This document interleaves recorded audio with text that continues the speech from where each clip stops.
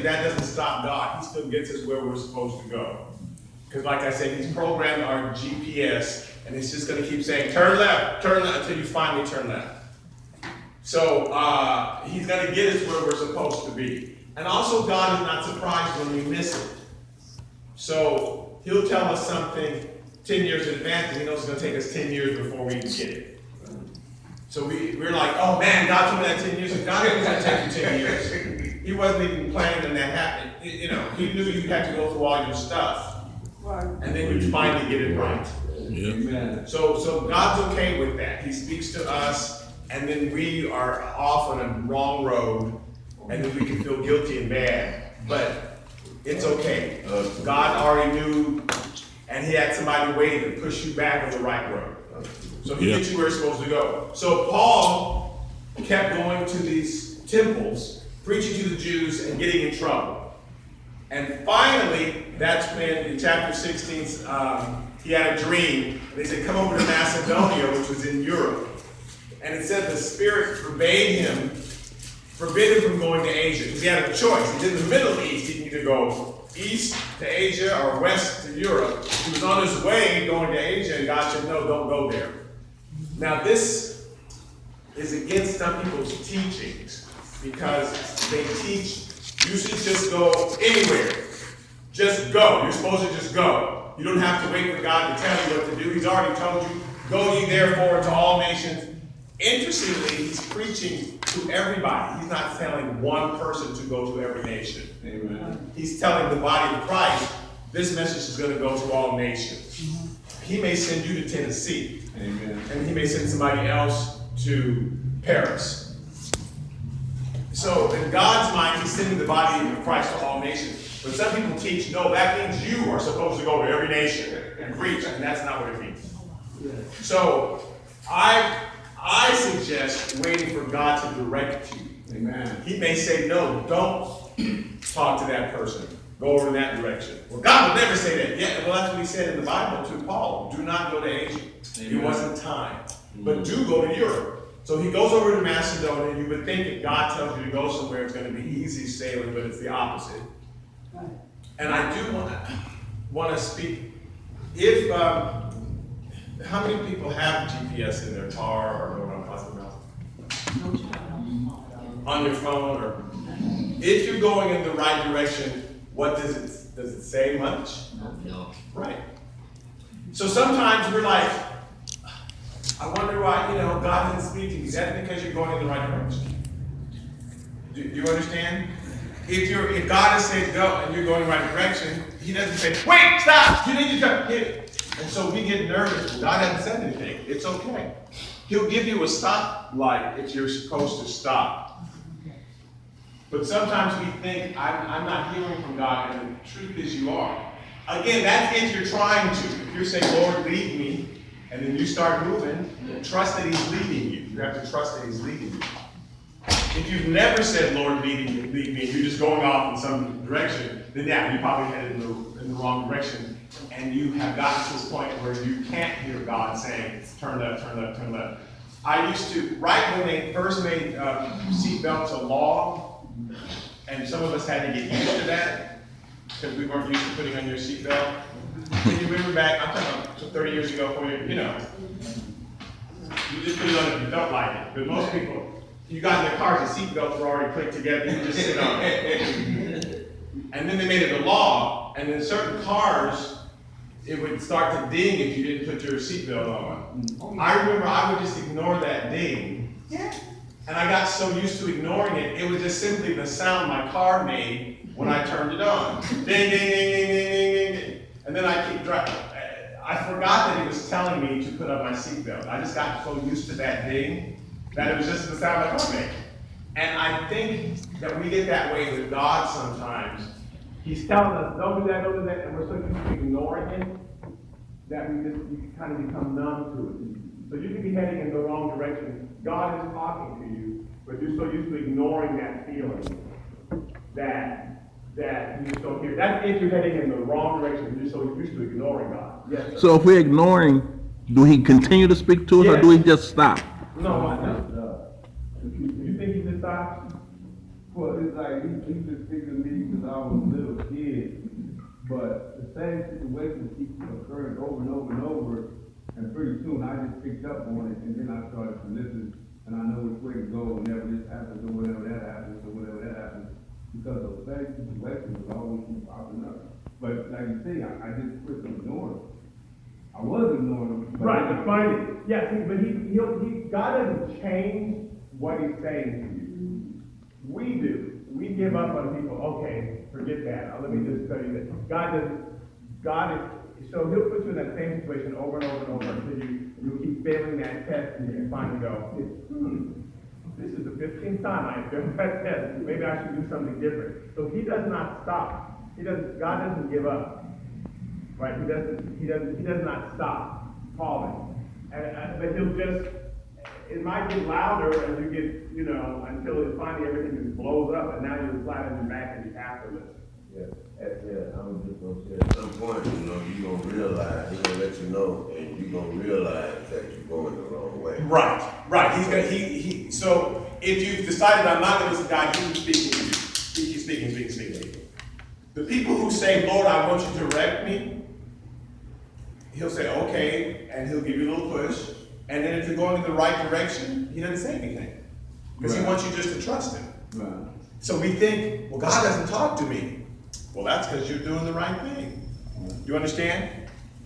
So if you're heading in the right direction, sometimes you don't hear from God as much as you would like. We want the safety of, having a dream every night where God says, and tomorrow thou shalt go to the grocery store. Thou shalt get 5 eggs, and he doesn't do that. You don't really want that. Yes, sir. Could it be also, you said that sometimes we get used to, like you said in your example, get used to the ding. Right. But sometimes we get too distracted by other things. Right. That we don't hear God talking to us, because he's not yelling at us. He's not right. He's not going to raise his voice. Right, yeah, exactly. That's what I'm saying. So if we're not listening, that's on us. God's still talking, and we're ignoring those things. Gee, my car, this happened, or that person, and we just ignore it. And that's because we're not listening. But if you've said, Lord, lead me, then you have to trust God's big enough to lead. You don't have to beg him to do it. Please, God, give me direction. It's like, I am. I do it every day. Lord, why won't you talk to me? I do, every day. Yes. Yeah, it's like one time I stepped off the bus. I said, why I step off the bus here? And then when I said, okay. And then I got back on the bus, got going, and then I found some money, right? But the money wasn't lined up, and I had to step off the bus. But then, when I stepped off the bus, I said, man, why I step off the bus? Then he lined up another blessing. So then I got that. But then now, sometimes when I step off the bus, I'm hyped, to certain things. And then now it might be just to speak to somebody when I step off the bus. But first, that. Every time I step off the bus, for no reason, I just wait for the bus. I get back on. I'm about to speak to somebody, but I'm just looking for something he's doing right now. Right, you recognized, that was God speaking to me. Yeah, but it wasn't about the money training me, but it wasn't about the money. It was about him getting me to understand. Right, and so we'll find ourselves doing something. I wonder why I did that, and that is God leading. God doesn't want to be dramatic all the time. He wants us to trust that if we said to him, Lord, lead me, that he is. And you'll just, I just felt attracted to go up to this person and start talking about, I don't know why. We now recognize that it's God, but it's not dramatic. We want it to be dramatic, like some of Paul's experiences. God, and lightning and thunder, and then we know, okay, that was God. But he doesn't want to talk to us that way. A teacher doesn't want to be screaming at us all the time, right, in class. A teacher would like to just talk. So God doesn't want us to have to scream at us. He wants us to trust that he's leading us through situations, through dreams, through visions, through the still small voice, through circumstances. He's leading us in all those ways. Once you've said, Lord, I'm dedicating my life to you, please lead me, then we have to trust that that's what he's doing. We get nervous unless we hear something dramatic, something big. Now, in Paul's case, in Acts chapter 16, he had a dream. It was dramatic. Come over to Macedonia. When he got there, that's when, okay, so Macedonia is the northern part of Greece, and then Achaia is the southern part of Greece.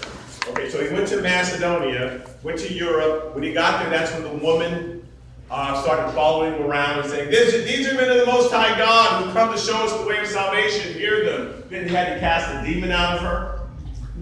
Then he got in trouble for doing that. They put him in jail. At first they beat him with rods. Now, in the Jewish tradition, you had to, their law was you only beat people 40 times. That's a lot, right? But you couldn't beat anybody more than 40 times. So they would always stop at 39. That was the Jewish way, just in case they miscounted, they don't get in trouble. So Jesus got beat with 39 lashes, just in case they messed up. But in other cultures, they just beat you until they got tired.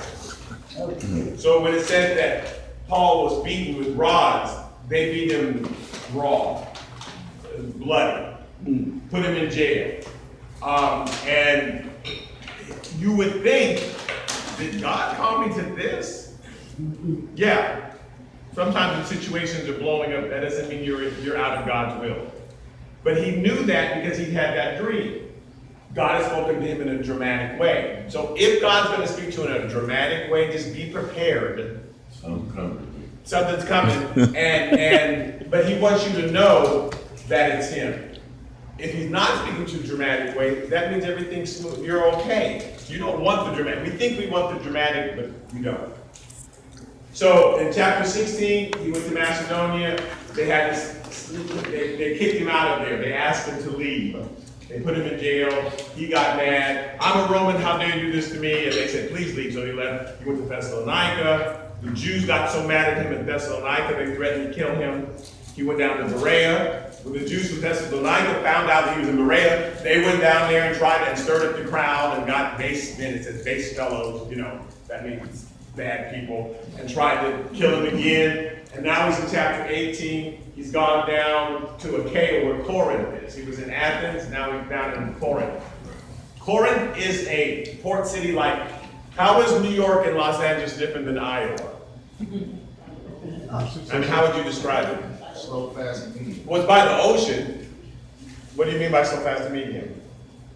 That was the way people move. Okay, they move slow and fast and medium? I'm talking about the population in that city. You said New York. Yeah, New York and Los Angeles. Iowa is more Slow paced, is that what you mean? medium. Right, Los Angeles is more, convenient. right. What kind of people are you meeting in Los Angeles, New York, that's different than you might meet in Iowa? All kinds. Multicultural. Multicultural, there are all kinds of people, they're rich, poor. In the middle of America, it's more homogeneous, means that there's less difference in the type of people you're gonna meet. They probably are basically earning the same kind of money, doing the same kind of jobs. Yeah, we probably think more alike, but in LA, you've got a more wide variety of kinds of people. Very, very rich, very, very poor, people from all over the place. And that's what Corinth was. It was a city that didn't have a center because there were so many people from so many places. All, so they believed all kinds of stuff. And so Paul is there, he's kind of intimidated because he's used to going to cities where he knew where the temple was and what they believed, and he could pinpoint it and preach to them. He also knew that he would be there about 3 weeks before he got everybody all upset, because again, his personality is very aggressive. You need to get saved right now! And sometimes people didn't like that. But that's Paul's personality. That's who God was sending out, because other people wouldn't have gone. Because Paul was fearless too, that's what goes with it. He's going to tell people what they need to hear. But people are going to put up that for so long before they can get out. His shock was that God told him to stay in Corinth. And we'll see that made him very nervous. So we're starting in chapter 18, verse 8. Then Crispus, the ruler of the synagogue, believed on the Lord with all his household. And many of the Corinthians, hearing, believed and were baptized. Okay, so two things. So he went to the synagogue. Like Paul always goes to the synagogue first. He preaches to the Jews first. Crispus, who was the manager of the synagogue, who had organized it, and all the guys, he was called the pastor, but he was kind of the manager of the synagogue. He believed Paul. So this did not excite some of the other people in the synagogue, that the leader of the synagogue had gotten saved. But it says he got saved, and many of the Corinthians, most of them non-Jews, they believed they got saved and they were baptized. In 1 Corinthians chapter 1, verse 26 to 29, Paul talks about the Corinthians. We're talking about the type of people who were in Corinth. Someone read that.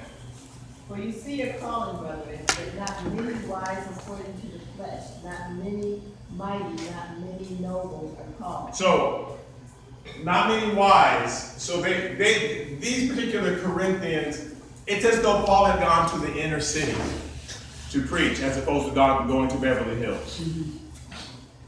As opposed to going to Palos Verdes.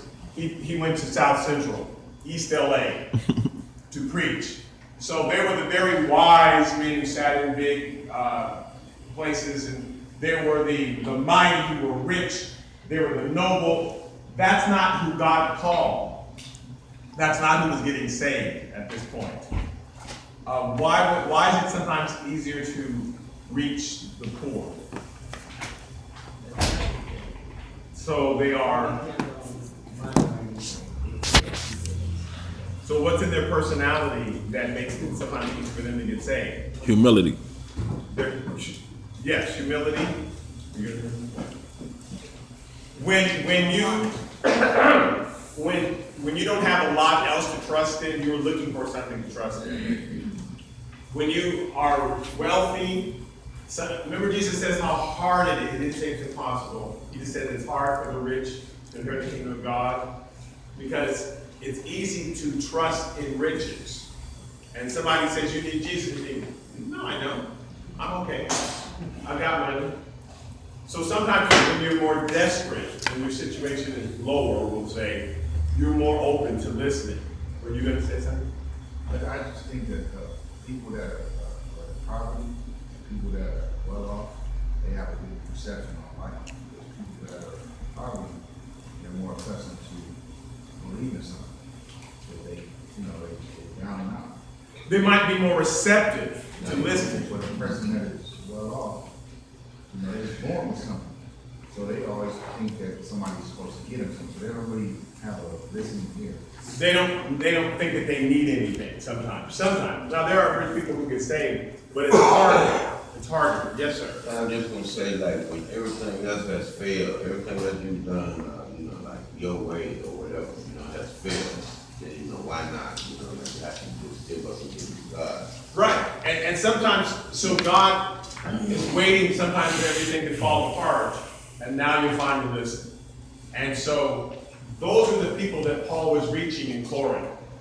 Yes, sir. Yeah, like I have a friend, every time it rains and stuff, stay with him sometimes. And his end game is, who's gonna take care of me now when I'm getting old? And he's talking about his relative. I said, well, is that the end game for you? He said, yeah, that's it. Then after I die, I inherit everything. Then I said, he has no, and I'm trying to talk to him about salvation, but he said, be like, oh, like a guy looking at a new fence. Well, yeah, because he already has his plan set up. Yeah. I've already. This world is all he knows. Right. And with his money, it's all his money's ever taught him was money generated. Yeah. So it's hard. Sometimes you just don't think you need much. You've got it. He's already got his plan. When I die, this is what's going to happen. Well, the poor people, their plan has already failed, so they know it. So they're open to another plan. Right. And so that's who Paul was reaching at this point. It says not many wise.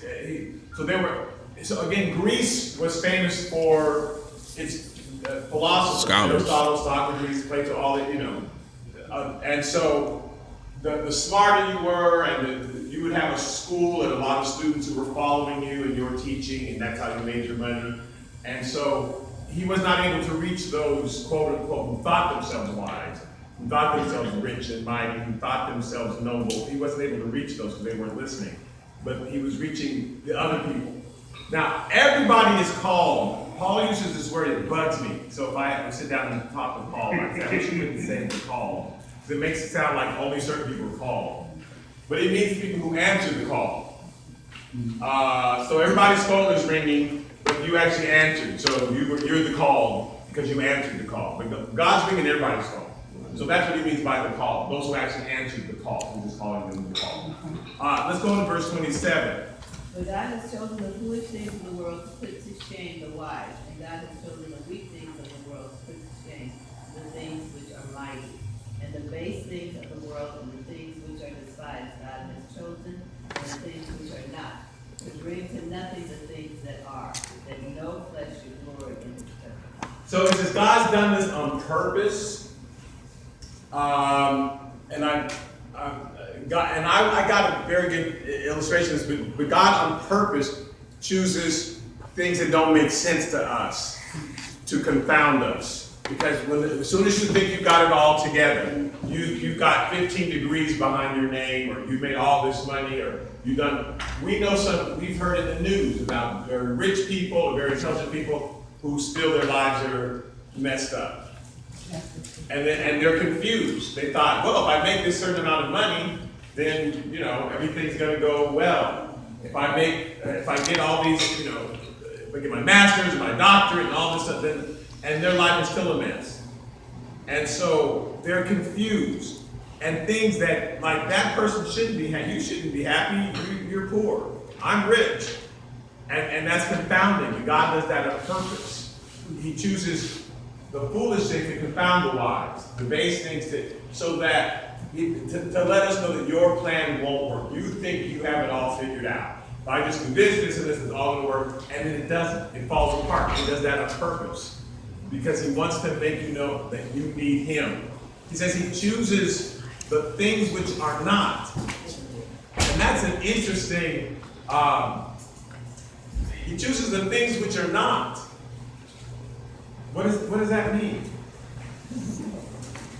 Do you see that at verse 28? And the base things of the world and the things which are despised, God has chosen, and the things which are not, to bring to nothing the things that are. Yes, sir. So that's the thing. For me, that's like one time, a friend of mine's mother, she was going through all this stuff with cancer and all this chemo and all this stuff with cancer.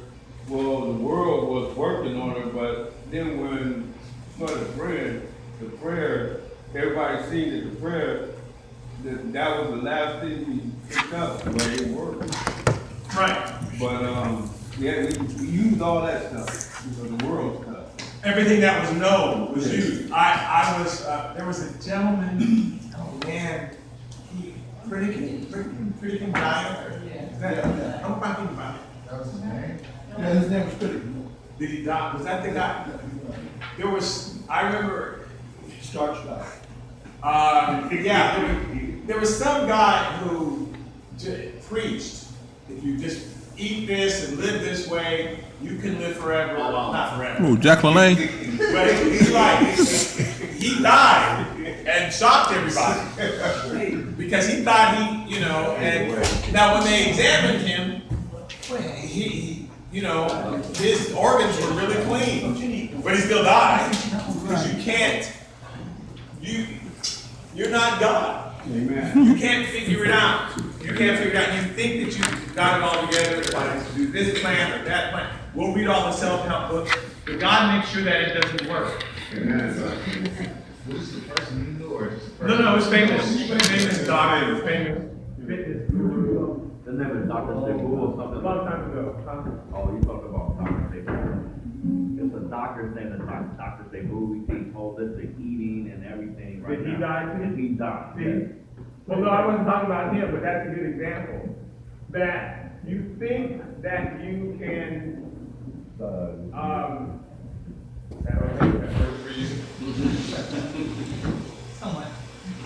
You can rest it on Koya's head.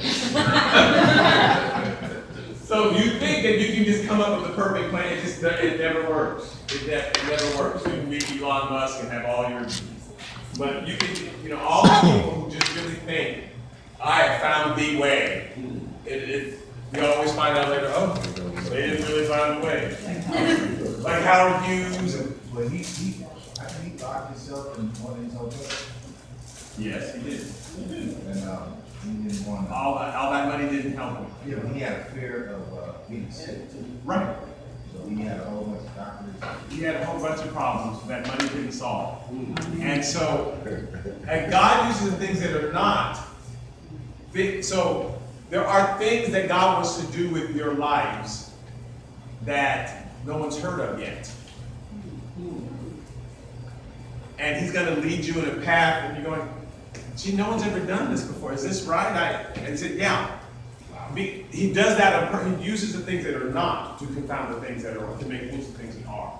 So there are places God's going to send you that like, am I supposed to do? It's like getting off the bus. Why am I walking off the bus? What am I doing here? And God's doing that on purpose because He wants us not to think that we can have it all planned out. We can't. He's insisting that we depend on Him. He insists on it. Amen. So He'll just confound our plans. You really can, I'm going to do this and write this letter and do that. And that's not how it works out. Because He wants to make sure that you just come to Him every day. And He's going to surprise us. And it will just be a situation that we had not planned.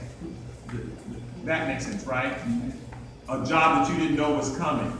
A person that you didn't know you were going to meet. Situations, things that are not, it doesn't exist yet, and yet you're going to walk into it. And go, wow, I hadn't ever thought of this before.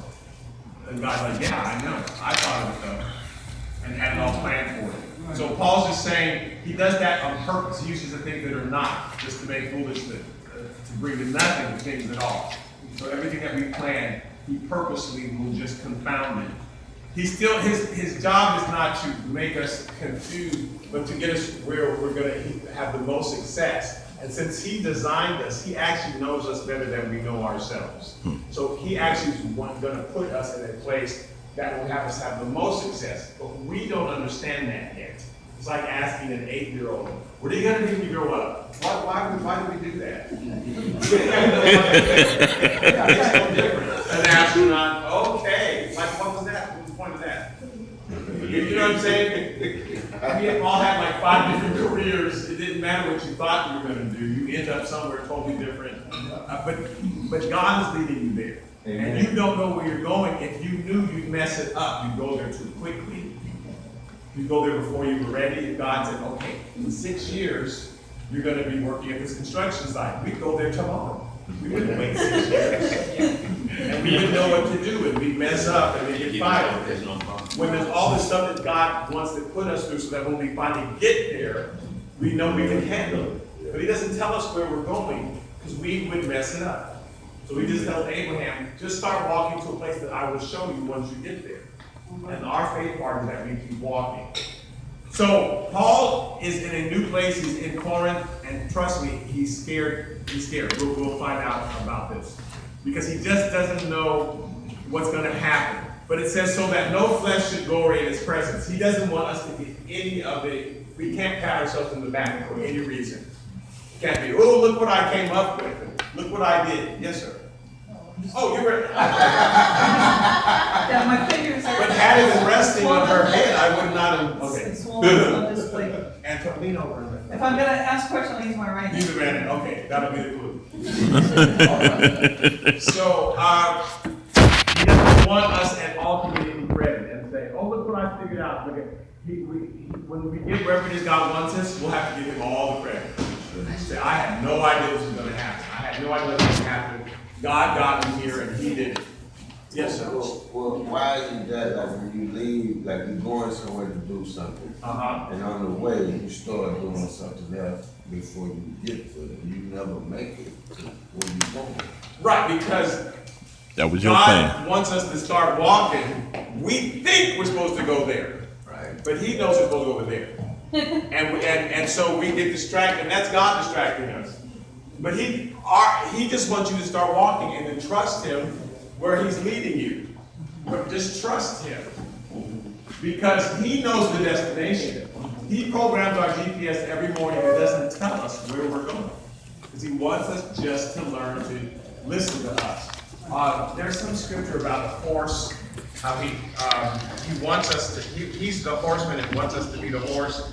And we get to the point where he just turns the and the horse just goes. Right, but that takes a lot of time to break the horse so that he does that. Because the horse is wild and wants to do what it wants to do. It takes a long time before you get to the point where you just kind of slightly pull. But that's what he's done doing in all of our lives. Yeah, but no, that's why I always like to look at Samson. A lot of times when you think you're off course, look at him. He's making mistake after mistake after mistake. He's all in the world. He ain't never come out of the world. But God takes all that to glorify himself at the end. Right. So no matter what your mistakes are and all the stuff you've been doing, he's still working something out of you to get you to serve him. That's the good news, is we can't mess up God's plan. Now, he's not excited and thrilled that we're messing up. But we can't mess up his plan for us. Yes. I took the test, Yes. and, I was, it's a time test, Uh-huh. I failed it. I was upset, like, man, I really wanted this job, why did I get this job? Right. And then I realized, I already had a job, but I'm saying, I realized that was the focus. Right. The focus was to focus on the job I had, right here and there. Right. I mean, I'm still gonna take the test again, but it wasn't time. It wasn't time. Right. Exactly. Okay, so Acts chapter 18, verse 9 through 10. No, yeah. You still that first paragraph. Then spake the Lord to Paul in the night by a vision. Be not afraid, but speak and hold not thy peace.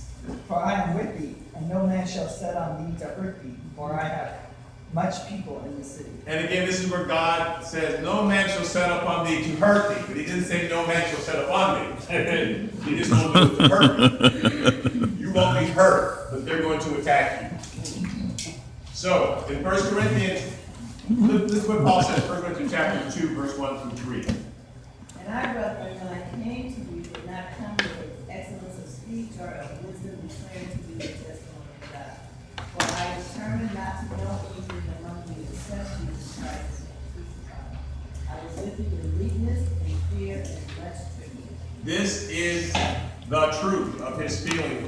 He was scared because God told him to stay in that city for a year and a half. They had tried to kill him and beat him, and Paul knew his escape was, well, I'll be able to get out of here in 3 weeks and they won't be able to find me. But God's like, no, just stay there. So it's one thing to go up and witness to a gang member and then walk away. It's another thing when God says you move next door to that crack house. Get thee behind me, Satan. Right, because that's dangerous. You're saying move there, live there. And Paul says, I was with you in much fear and trembling. He's scared to death. He's scared. Amen. Because what's going to happen? I mean, they all know where I am. Because they would always follow Paul. Like people from other cities would show up. He was in Thessalonica and then left there, but the Thessalonians still came down and tried to kill him. They're going to know where, you won't be safe for a year and a half. Everybody will know where I am. They'll be able to find me. They're going to kill me. So Paul is scared because Paul is another person. He tells him, I was with you in much fear and weakness and trembling. It wasn't in awe of God. It was scared that he was going to die. However, he says, my speech was, I didn't come to you with excellence of speech or wisdom, declaring the testimony of God. In this case, he said, I didn't try to become a philosopher, because that's what they were used to in Corinth.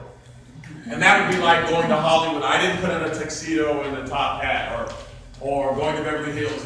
You know what I mean? I didn't try to match them. So I didn't come to you and try to dazzle you with philosophy.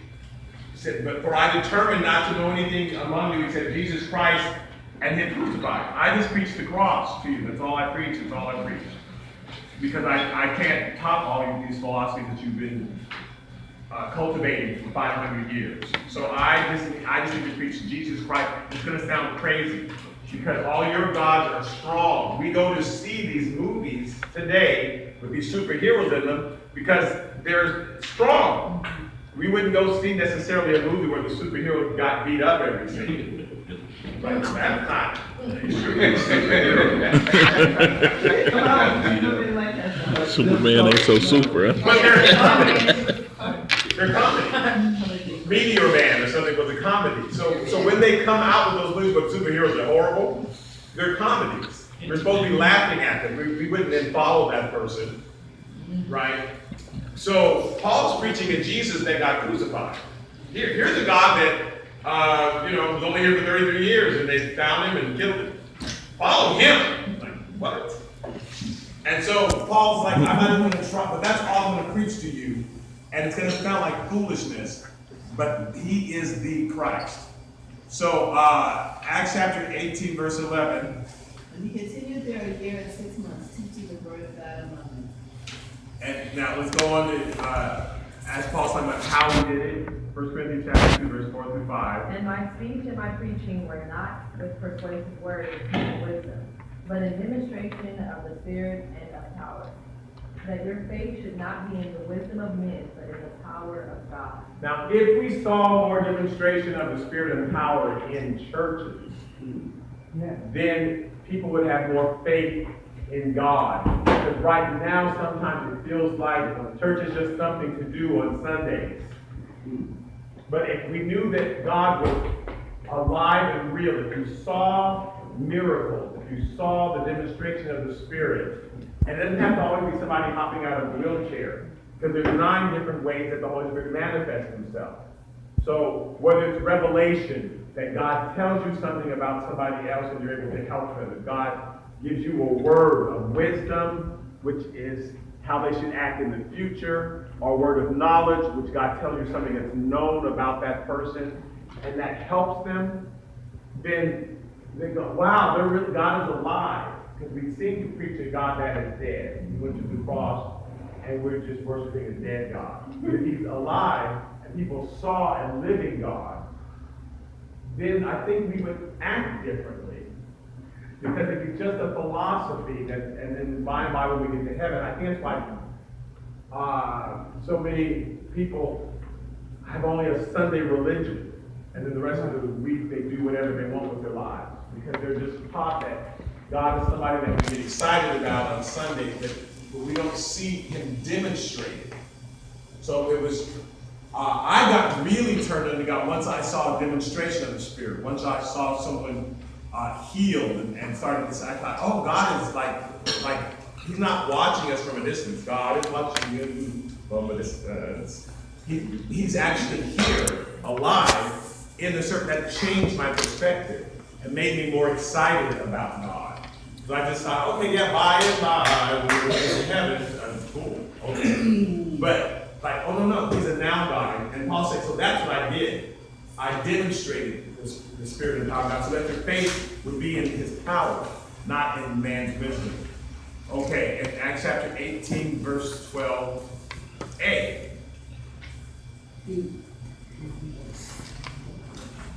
12a. Yes. I don't know why you said that. Someone read that? The Jews made insurrection. Acts chapter 18, verse 12a. And when Galileo was the deputy of Achaia.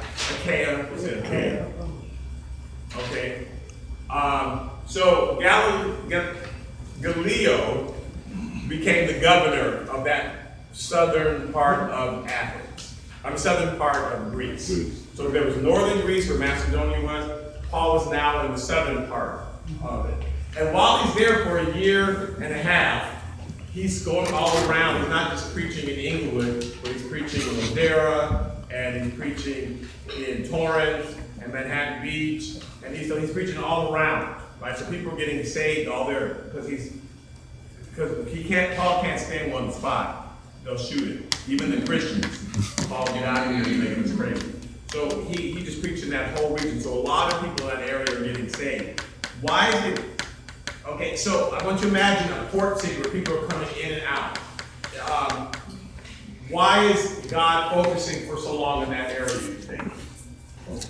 Yes, sir. I guess that you can get people to go further, take it further from there to the port city. If it's a port city where a lot of boats come and go, then this city is going to be very influential, right? And whatever they're doing there is going to be taken to other places. So God had Paul stay there for a long time because, like they say that Los Angeles sets trends for the rest of the world, and New York sets trends for the rest of the world. And so it was the same thing in southern Greece.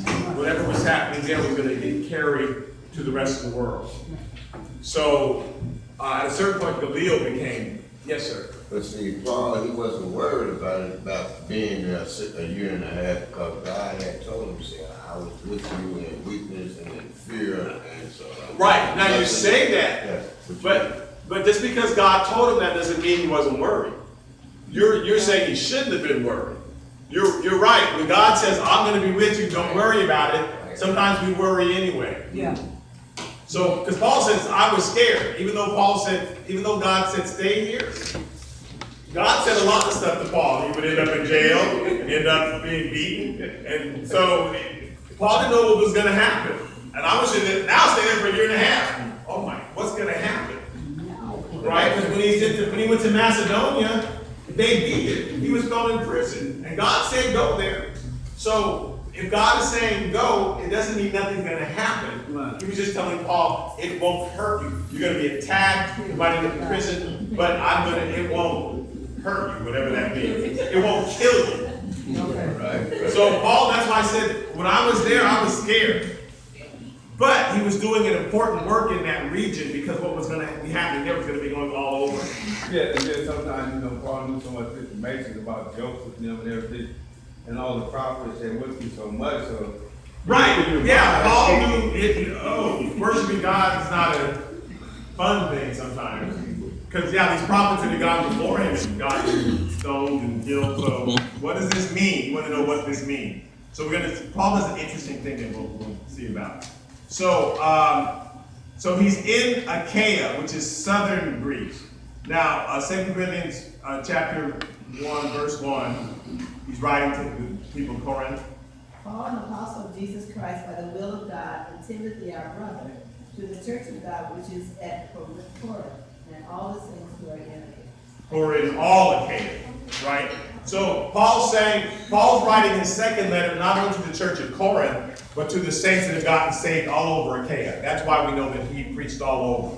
Because he's saying, I'm writing this letter not only to the church at Corinth, but to all the saints that are all over southern Greece. They all got saved. So right now, Galileo is the deputy, or we would say the governor of Achaia. And here's what happens to him. In Acts chapter 18, verse 12b through 17a. The Jews made insurrection with one accord against Paul, and brought him to the judgment seat. Which saying Jews? The Jews that he's been preaching to, right? So they're mad at Paul because he's preaching that you need to, here's how church should really go. And here's what the Jews didn't understand and what a lot of us don't understand. God may have us do something a certain way for a time period to teach us something. And then God's saying, and now I'm going to give you a new wineskin and a new way to do that same thing. And they're like, no, we got to do it the old way because God told us to do it this way. And they're saying, no, God's saying it's time to do it a new way. They're saying, no, we're going to kill you now. So,